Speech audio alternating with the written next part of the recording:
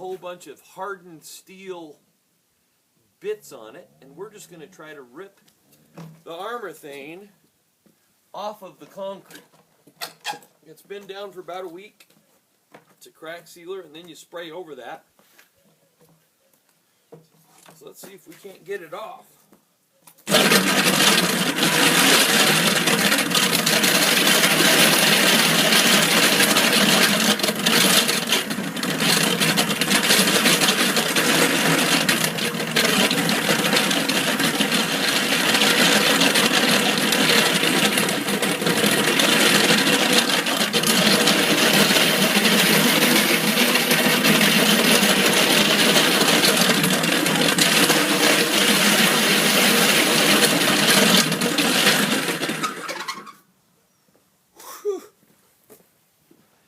It's hard to hold on to.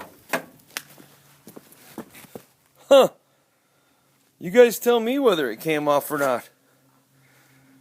Then you just spray right over that.